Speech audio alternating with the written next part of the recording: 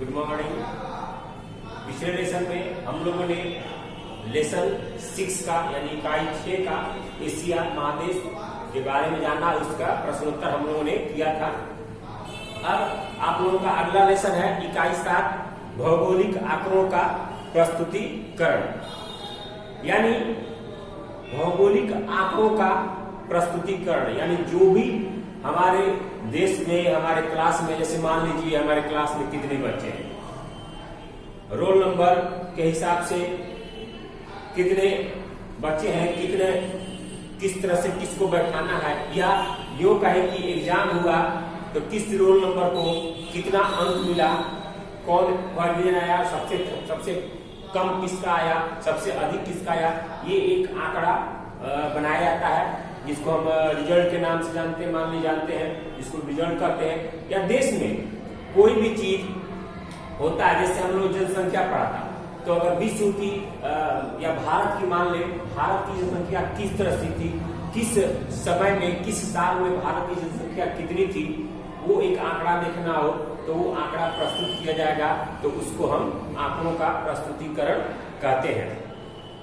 और मान लीजिए रोल नंबर क्लास में आप मान लीजिए कैसे आंकड़ा हम लिख दिए कि इस रोल नंबर को इस तरह से बैठाना है, तो उस रोल नंबर को हम उस हिसाब से बैठाते जाएंगे और जिसको जितना नंबर मिला है उसका आंकड़ा एक प्रस्तुत करते चले जाएंगे। यानी आंकड़ा किसे कहते हैं, आंकड़ों का संग्रह किसे कहते हैं, यानी जो भी हमारे पास सूचना या जानकारी है, जो भी हमारे पास किसी चीज के बारे में सूचना है या जानकारी है, उसको अंकों के रूप में प्रस्तुति करना आंकड़ों का प्रस्तुतिकरण कहलाता है। यानी हम जान लिए कि 500 लड़के हमारे स्कूल में फर्स्ट डिवीजन आए हैं, 300 लड़के सेकेंड डिवीजन आए हैं और 200 लड़के आपको थर्ड डिवीजन आए हैं, तो 1000 हुआ।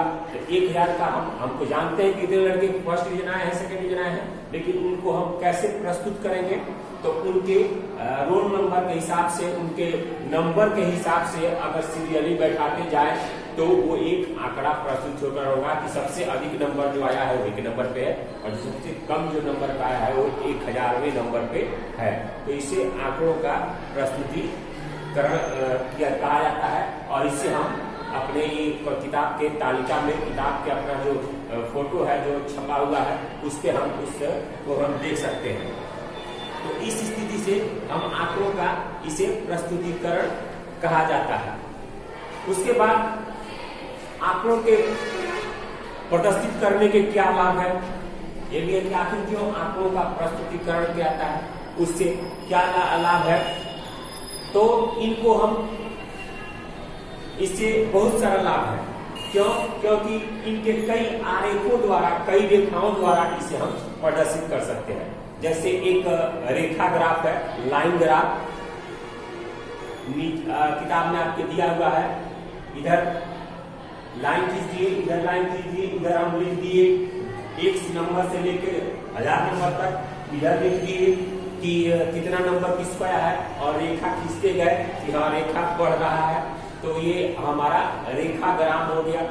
उससे रेखा ग्राफ से हम एक आंकड़ों का प्रस्तुतिकरण कर सकते हैं। दूसरा है दंड आरेख, जिसको दंड आरेख से हम प्रस्तुत करते हैं। तीसरा है वृत्त आरेख, वृत्त यानी गोलाई में आपको गोल वृत्त में आपको हम प्रदर्शित कर सकते हैं आंकड़ों को। ये सब विधियां हैं प्रस्तुतिकरण की। अब आरेखों का चयन हम किस प्रकार करेंगे, तो इससे आंकड़ों के आधार पर आंकड़ा किस प्रकार का है उसके आधार पर हम आरेखों का चयन कर सकते हैं, उस प्रकार की ग्राफ का हम चयन कर सकते हैं, जिससे कि हमारा आंकड़ों का प्रकृति क्या है, किस प्रकार का आंकड़ा है, उस आंकड़े के आधार पर ही आरेखों का चयन होता है और तब जाके सही प्रस्तुतिकरण हो पाता है। अब देखिए आंकड़ों के यदि विभिन्न वर्षों में, मैंने बताया था जनसंख्या को दिखाना होता है, अगर जनसंख्या हमको दिखाना है कि हर साल का जनसंख्या भारत का कितना रहा है या बिहार का जनसंख्या किस तरह बढ़ा है, हर साल में कितना बढ़ा है, तो उसे हम रेखा ग्राफ की विधि से दिखा सकते हैं। आपके किताब में रेखा ग्राफ दिया है, आप किताब को ले सकते हैं, देख सकते हैं। तो उसे हम रेखा ग्राफ की मदद से बनाएंगे उस तरह के आंकड़ों का, जिसमें रेखा ग्राफ के द्वारा संबंधित आंकड़ों का जो होता है वो घटना बढ़ना उसमें आसानी से दर्शाया जा सकता है, आसानी से उसमें पता चल जाता है।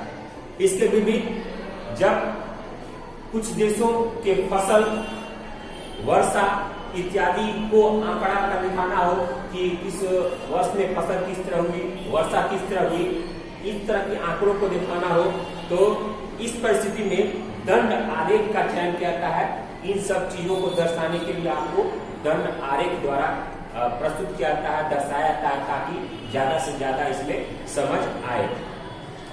उसी तरह जब किसी आंकड़ों के समूह में विभिन्न देशों राज्यों का एक साथ आंकड़ा रहता है, जब ऐसा कोई आंकड़ा जिसमें एक से बहुत सारे देश हो या एक से बहुत सारे राज्य हो, जैसे हम ये कहें कि भारत के 28 राज्यों का आंकड़ा दिखाइए या 28 पूरे विश्व के 10 देशों के इस तरह का आंकड़ा दिखाइए, यानी कि एक समूह रहता है और सभीयों का आंकड़ा दिखाना होता है।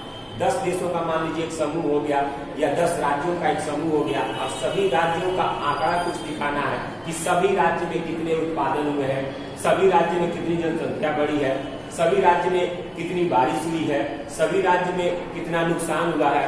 या कोरोना काल में है तो हम अगर बताएं कि भारत के सभी राज्यों में कोरोना से कितने मरीज आए हैं, या कहें कि पूरे विश्व में इन देशों के 10 देशों का नाम ले दिया जाए, इन देशों में कितने मरीज आए हैं, तो उन स्थितियों में वृत्त आरेख का चयन किया जाता है। क्यों? क्योंकि यह अन्य देशों और राज्यों के कुल योग से होता है। तो इस स्थिति में वृत्त आरेख हमको उपयुक्त मानी जाती है और वृत्त आरेख द्वारा इसकी प्रस्तुतिकरण की जा सकती है। अब रेखा ग्राफ क्या होता है? तो रेखा ग्राफ आंकड़ों को एक रेखा द्वारा दर्शाया जाता है, एक लाइन द्वारा दर्शाया जाता है। तो आपको मालूम चलता है वो घटते क्रम और बढ़ते क्रम दोनों तरफ दिखाया जा सकता है उस रेखा से।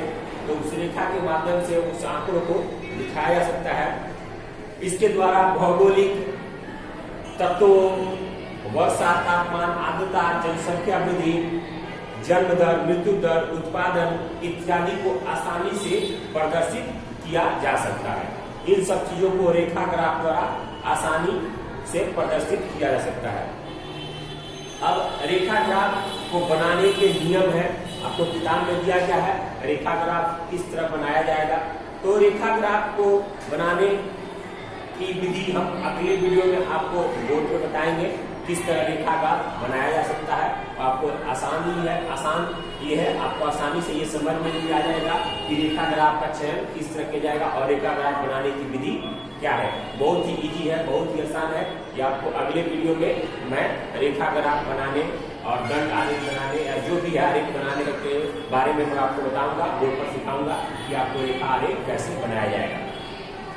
तो आज के वीडियो में हम लोगों ने नहीं जाना कि आंकड़ों का प्रस्तुतिकरण कैसे किया जाता है और किस तरह के आरेख होते हैं और किन चीजों का किस आरेख द्वारा चयन किया जाता है, किस आरेख द्वारा प्रस्तुतिकरण किया जाता है। अगले वीडियो में हम रेखा ग्राफ बनाने की विधि की जानेंगे, उसके बारे में हम लोग समझेंगे, जानेंगे, सीखेंगे। आज के वीडियो में इतना ही। अगले वीडियो में हम मिलेंगे अगली टॉपिक के साथ। धन्यवाद।